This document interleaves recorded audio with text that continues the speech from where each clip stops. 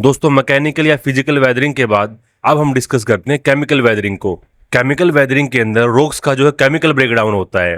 यानी कि हमने देखा था कि फिजिकल वेदरिंग में रॉक जो है सिर्फ टूटती थी, उनकी जो केमिकल कंपोजिशन थी वो चेंज नहीं होती थी। लेकिन केमिकल वेदरिंग के अंदर रॉक्स की जो मिनरल कंपोजिशन है वो चेंज हो जाती है। इसको आप ऐसे समझ सकते हो, जब हम एक एप्पल को काटते हैं तो वो फिजिकल हुआ, लेकिन जब एप्पल जो है गल सड़ जाता है, वो भूरा पड़ जाता है, तो केमिकल रिएक्शन हुआ। रॉक्स जो हम मिनरल से बने होते हैं और मिनरल्स का रोज का सामना होता है वाटर, ऑक्सीजन, CO2 और नेचुरल एसिड से। रेन वाटर जब CO2 ऑब्जॉर्व करता है तब बनता है कार्बोनिक एसिड यानी कि H2CO3। ये वीक एसिड है, केमिकल वेदरिंग का सबसे बड़ा हीरो है ये। हालांकि जो डिस्टिल्ड वाटर होता है वो न्यूट्रल होता है, पर ये जो है हवा, सोइल और जब गैसेस से मिलता है तो सोलवेंट बन जाता है। और यही चार्ज्ड वाटर रॉक की क्रैक्स और जॉइंट में घुसकर मिनरल्स को बदल देता है। केमिकल वेदरिंग के अंदर हम 6 प्रोसेस को डिस्कस करेंगे। ये 6 प्रोसेसेस है: solution, oxidation, carbonation, hydration, hydrolysis और कीलेशन। सबसे पहले डिस्कस करते हैं सॉल्यूशन वेदरिंग को। इसका मतलब ही होता है घुलना, यानी रॉक के मिनरल्स पानी में डिजोल्व हो जाते हैं। जब रेन वाटर या ग्राउंड वाटर किसी रॉक के कांटेक्ट में आता है तो वो उसके अंदर मिनरल्स को धीरे धीरे घोल देता है, और यही प्रोसेस होती है डिसोल्यूशन, मतलब रॉक पानी में घुल जाती हैं। कुछ मिनरल्स जो है वो काफी जल्दी घुल जाते हैं, जैसे कि रॉक साल्ट, जिप्सम, लाइमस्टोन या कार्बोनेट्स। यहाँ ब्रैकेट के अंदर मैंने इनके मॉलिक्यूलर फॉर्मूलाज लिखे हैं। जैसे रॉक साल्ट जो है इसको NaCl बोलते हैं, जिप्सम को जो है CaSO4 2H2O बोलते हैं, लाइमस्टोन या कार्बोनेट जो है इसको CaCO3 बोलते हैं। ये जो प्रोसेस है सबसे ज्यादा ह्यूमिड क्लाइमेट में होता है, क्योंकि ह्यूमिड क्लाइमेट के अंदर पानी बहुत ज्यादा होता है और वहां पे रिएक्शन तेज चलती है। जितनी ज्यादा नमी और CO2 होगा उतनी ही तेज जो है रॉक डिसोल्व होंगी। दोस्तों आपको पता होगा कि जो कास्ट टोपोग्राफी है वो लाइमस्टोन वाले एरिया के अंदर आपको देखने को मिलेगी। लाइमस्टोन यानी कि कैल्शियम कार्बोनेट CaCO3। और अभी मैंने आपको बताया ये जो मिनरल्स हैं काफी जल्दी घुलते हैं, इसलिए कैल्शियम कार्बोनेट आसानी से कार्बोनिक एसिड में घुल जाता है। और इसके बाद बनती हैं caves, sinkhole, karst springs, underground drainage system. इसको आप सिंपल फॉर्मूले से समझ सकते हो। जब कार्बन डाइऑक्साइड वाटर से मिलती है, यानी कि CO2 प्लस H2O जब कंबाइन होते हैं तो कार्बोनिक एसिड के अंदर कन्वर्ट हो जाते हैं, यानी कि H2CO3। उसके बाद ये जो कार्बोनिक एसिड है ये लाइमस्टोन से रिएक्ट करता है, यानी कि CaCO3 और जो कार्बोनिक एसिड है ये मिलके बनाते हैं कैल्शियम बाइकार्बोनेट। ये जो कैल्शियम बाइकार्बोनेट बनता है ये पानी के अंदर सोल्यूबल होता है, इसलिए ये जो है पानी के अंदर घुलकर बह जाता है और पीछे रह जाता है होलो, सिंक होल और केव्स। और ऐसे ही जो है कास्ट टोपोग्राफी बनती है। अगर बात करें कंट्रोल फैक्टर्स के बारे में, रॉक्स के घुलने की स्पीड जो है वो हर जगह सेम नहीं होती। ये जो है कई चीजों के ऊपर डिपेंड करती है और इन्हीं को कहा जाता है control factor of solution weathering. सबसे पहले डिस्कस करते हैं CO2 प्रेशर। ये भी जो है कंट्रोल फैक्टर है। जितना ज्यादा प्रेशर होगा उतनी तेज घुलावट होगी। जब हवा या सोइल में कार्बन डाइऑक्साइड की मात्रा ज्यादा होती है तो पानी में डिजोल्व होकर ज्यादा कार्बोनिक एसिड बनता है, यानी कि एसिड ज्यादा बनेगा तो रिएक्शन ज्यादा होगी और रॉक जो है जल्दी घुलेंगे। इसलिए जितना CO2 प्रेशर ज्यादा होगा डिसोल्यूशन उतना तेज होगा। इसी रीजन से कास्ट रीजन के अंदर लाइमस्टोन जो है जल्दी से घुल पाता है। अगर बात करें टेम्परेचर की, जितना टेम्परेचर बढ़ेगा उतनी रिएक्शन तेज होगी। केमिकल रिएक्शन की स्पीड हमेशा टेम्परेचर से जुड़ी होती है। वार्म क्लाइमेट्स में मॉलिक्यूल तेज मूव करते हैं, इससे एसिड और मिनरल्स का कॉन्टेक्ट बढ़ता है और रिएक्शन जो है फास्ट हो जाती है। लेकिन ध्यान रहे बहुत ज्यादा हीट पानी को इवापोरेट कर देता है और इस वजह से रिएक्शन मीडियम कम हो जाता है। इसलिए मॉडरेट, वार्म और ह्यूमिड क्लाइमेट सबसे ज्यादा इफेक्टिव रहता है। अगर बात करें पीएच लेवल की, पीएच स्केल हमें यह बताता है कि पानी कितना एसिडिक या अल्कलाइन है। अगर पीएच जो है लो है यानी एसिडिक वाटर है तो मिनरल्स जल्दी घुलते हैं। अगर पीएच हाई है यानी कि वो अल्कलाइन वाटर है तो रिएक्शन जो धीमी हो जाती है। नेचुरल रेन का जो पीएच लेवल होता है वो 5.6 के आसपास होता है, यानी कि वो थोड़ा एसिडिक होता है और यही जो रेन वाटर है वेदरिंग को शुरू करता है। अगर बात करें बाइकार्बोनेट या कार्बोनेट आयंस के बारे में, वाटर में मौजूद बाइकार्बोनेट और जो कार्बोनेट आयंस होते हैं वो सॉल्यूशन को कंट्रोल करते हैं। अगर इसकी मात्रा ज्यादा हो जाए तो वाटर जो है ऑलरेडी सैचुरेटेड हो जाता है, यानी रॉक का और घुलना स्लो हो जाता है। कम आयंस होंगे तो सॉल्यूशन जो है अनसैचुरेटेड रहेगा और जो घुलाव है वो तेज होगा। अगर बात करें कैल्शियम या हाइड्रोक्साइल आयंस के बारे में, ये जो है बफर की तरह काम करते हैं। ये आयन वाटर की केमिस्ट्री को बैलेंस करते हैं। अगर कैल्शियम आयन ज्यादा हो तो पानी जल्दी सैचुरेटेड हो जाता है और डिजोल्यूशन जो है स्लो हो जाता है। उसके ऑपोजिट जो हाइड्रोक्साइल आयंस होते हैं वो पीएच को कंट्रोल करते हैं। अगर OH नेगेटिव आयंस जो है ज्यादा है तो सॉल्यूशन अल्कलाइन हो जाता है और रिएक्शन जो है धीमी हो जाती है। इनका परफेक्ट बैलेंस सॉल्यूशन प्रोसेस के लिए काफी जरूरी होता है। सॉल्यूशन वेदरिंग के बाद डिस्कस करते हैं ऑक्सीडेशन की। ऑक्सीडेशन यानी जंग लगने की कहानी। जो रस्ट होता है वो इसके अंदर आपको देखने को मिलेगा। इस प्रोसेस के अंदर ऑक्सीजन रॉक के मिनरल से रिएक्ट करती है, खासकर उन मिनरल से जिसमें आयरन मौजूद होता है। जब ऑक्सीजन इस आयरन बियरिंग मिनरल से मिलती है तो एक नया कंपाउंड बनता है। वो बनता है आयरन ऑक्साइड या हाइड्रेटेड आयरन ऑक्साइड, और इसी को हम आम भाषा में रस्ट बोलते हैं, यानी कि जंग लगना। और इस रस्टिंग की वजह से रॉक्स की लेयर पर रेडिश ब्राउन जो है परत दिखाई देने लग जाती है, जो आयरन ऑक्साइड की वजह से बनती है। रॉक जो है धीरे धीरे सॉफ्ट और क्रम्बली हो जाती है, यानी पहले की तरह वो हार्ड नहीं रहती।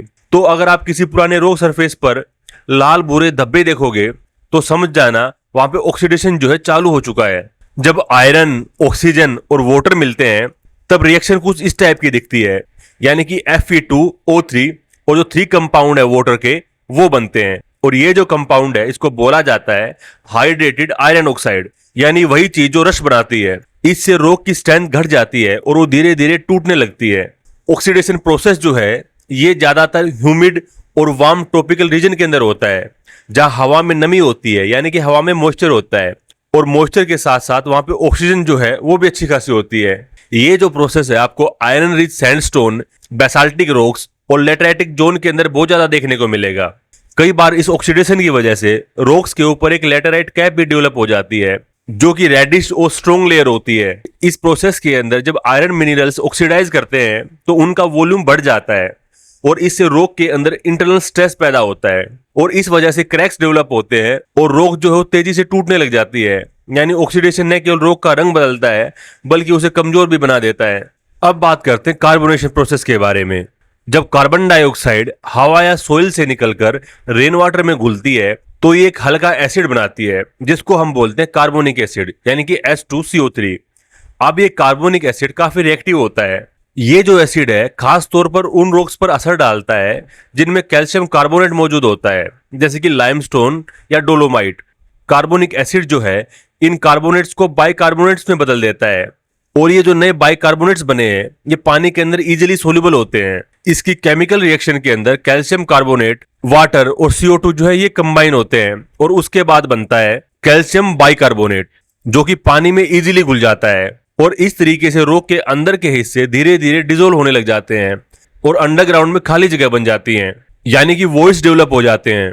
कार्बोनेशन की वजह से रॉक्स के अंदर कैविटी और पासेज बनते हैं और यही क्रिएट करते हैं कास्ट लैंडस्केप्स को। और इसके बाद पीछे रह जाती हैं केव्स, सिंकहोल, अंडरग्राउंड चैनल्स, स्टेलासाइड्स, स्टेलाग्माइट्स। ये जो लैंडफॉर्म्स हैं हम आने वाले लेक्चर के अंदर इनको डिटेल में डिस्कस करेंगे। ये जो प्रोसेस होता है ह्यूमिड और वार्म क्लाइमेट में सबसे ज्यादा एक्टिव होता है क्योंकि वहां पे पानी और CO2 जो है दोनों मौजूद होती हैं। अब बात करते हैं हाइड्रेशन की। इस प्रोसेस के अंदर वाटर मॉलिक्यूल सीधे मिनरल की स्ट्रक्चर में घुस जाते हैं। जब ऐसा होता है तो मिनरल्स फूल जाते हैं, यानी उनका जो वॉल्यूम है वो एक्सपेंड हो जाता है। इससे रॉक के अंदर स्ट्रेस और प्रेशर पैदा होता है जो उसे कमजोर कर देता है और जब वही मिनरल सूखता है तो वो श्रिंक हो जाता है। ये जो साइकिल है एक्सपेंशन और श्रिंकिंग की, ये रिपीट होती रहती है और इस वजह से रॉक की सरफेस के ऊपर क्रैक्स और फ्लेक्स बन जाते हैं। धीरे धीरे रॉक सॉफ्ट, पाउडरी और फ्राइबल हो जाती है। फ्राइबल मीन जो इजीली टूट जाए। यहाँ पे जब एनहाइड्राइट पानी के साथ मिलता है तो जिप्सम बनता है। जिप्सम जो है वो ज्यादा हाइड्रेटेड, सॉफ्ट और बल्की होता है। ये जो रिएक्शन होती है यानी कि जिसके अंदर जिप्सम बनता है ये एक्सोथर्मिक होती है। एक्सोथर्मिक मींस हीट जो है रिलीज होती है।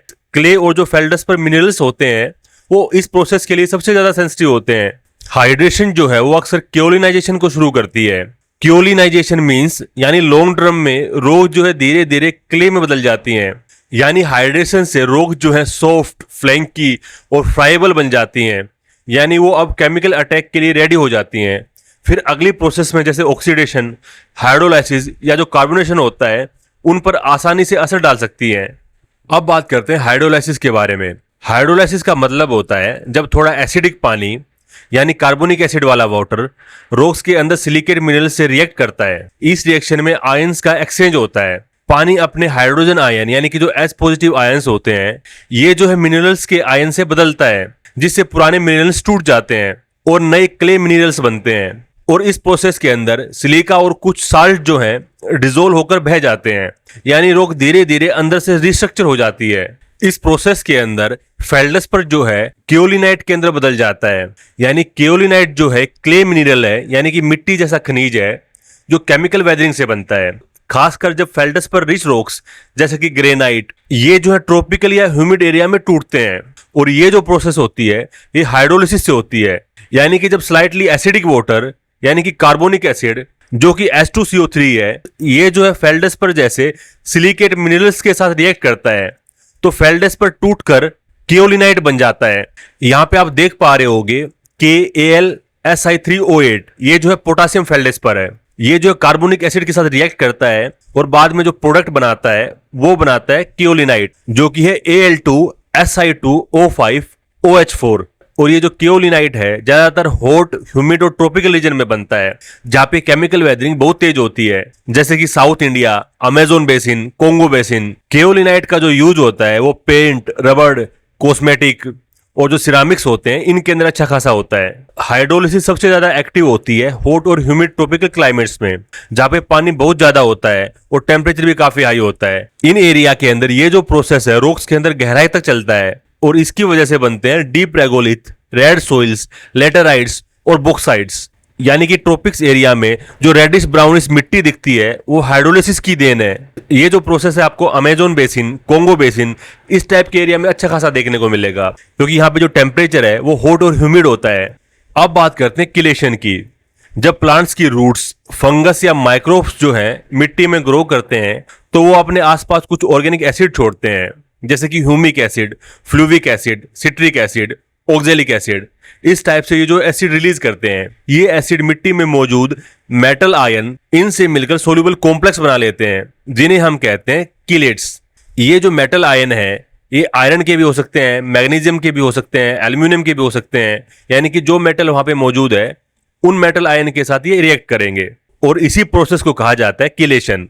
इस प्रोसेस के अंदर एसिड मॉलिक्यूल्स एक क्ला की तरह यानी कि पंजे की तरह मेटल आयंस को पकड़ लेते हैं और इसी तरीके से इसका नाम पड़ा किलेशन। जब ये ऑर्गेनिक एसिड मेटल्स को पकड़ लेते हैं तो मिनरल्स के अंदर मेटल आयंस को खींच लेते हैं। इससे मिनरल्स की केमिकल स्ट्रक्चर वीक पड़ जाती है और वो धीरे धीरे ब्रेक डाउन होने लग जाते हैं।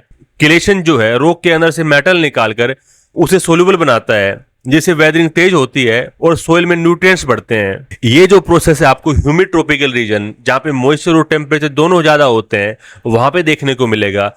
उसके अलावा फॉरेस्ट सोइल के अंदर आपको देखने को मिलेगा, क्योंकि फॉरेस्ट सोइल के अंदर जो है पत्ते और जो पेड़ पौधे गल सड़ जाते हैं उनकी वजह से डिकम्पोजिशन होता है और डिकम्पोजिशन की वजह से ऑर्गेनिक एसिड मिट्टी के अंदर रिलीज होते हैं जो किलेशन प्रोसेस को रफ्तार देते हैं। तो सिंपल तरीके से आपको याद रखना है किलेशन प्रोसेस के अंदर क्या होता है, ऑर्गेनिक एसिड की मदद से मेटल निकलता है, यानी कि जो प्लांट्स और माइक्रोब्स होते हैं वो मिट्टी में केमिकल माइनिंग करते हैं। अब देखते हैं प्रोडक्ट्स ऑफ केमिकल वेदरिंग। जब रॉक्स पर लंबे समय तक केमिकल वेदरिंग होती रहती है तो मिनरल टूटते, गुलते और बदलते रहते हैं, लेकिन सवाल आता है कि आखिर में बचता क्या है, यानी वेदरिंग के एंड प्रोडक्ट्स कौन कौन से होते हैं। इस प्रोसेस के अंदर बनते हैं सोल्यूट्स। केमिकल रिएक्शन के दौरान काफी आयन और कंपाउंड्स पानी में डिजोल्व हो जाते हैं और यही कहलाते हैं सोल्यूट्स, जैसे कि sodium ion, potassium ion, calcium ion, magnesium ion, bicarbonates, salicylic acid. इस टाइप से सोल्यूट्स बनते हैं। इन सोल्यूट्स को रिवर बहाकर लेक, सी और ओशन तक ले जाती है। वहां पे ये आयन फिर से रिप्रेसिपेट होकर नए सेडिमेंट्री मिनरल्स या रॉक बनाते हैं, जैसे कि लाइमस्टोन, डोलोमाइट, जिप्सम या फिर ट्राविटन। तो इसके अंदर क्या होता है, वेदरिंग होती है, उसके बाद डिसोल्यूशन होता है। डिसोल्यूशन होने के बाद जो आयन है रिवर की मदद से समुद्र में चले जाते हैं और समुद्र में जाने के बाद वो रिप्रेसिपेट होते हैं और नए रॉक्स को बनाते हैं। क्ले जो है वो भी इसका एक प्रोडक्ट है। केमिकल अल्ट्रेशन के बाद जब सिलिकेट मिनरल्स टूटते हैं तो उनसे बनते क्ले मिनरल्स, यानी नई मिट्टी का जन्म होता है। कुछ कॉमन क्ले मिनरल्स मैं आपको बताना चाहूंगा, जैसे कि केओलिनाइट जो कि फेल्डस्पर की हाइड्रोलिसिस से बनता है, ये जो एक स्टेबल क्ले होती है।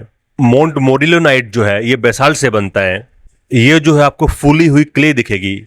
इलाइट जो है माइका अल्ट्रेशन से बनता है, और ये जो क्ले होती है इनसे बनते हैं शेल्स, मडस्टोन और अर्गिलेसियस रॉक्स, जो सेडिमेंट्री रॉक वर्ल्ड का बड़ा हिस्सा है। यानी कि रॉक्स की वेदरिंग होती है, उसके बाद जो मिनरल्स हैं वो अल्टर होते हैं, उसके बाद क्ले बनती है, और बाद में जो है सोइल और शेल बनते हैं।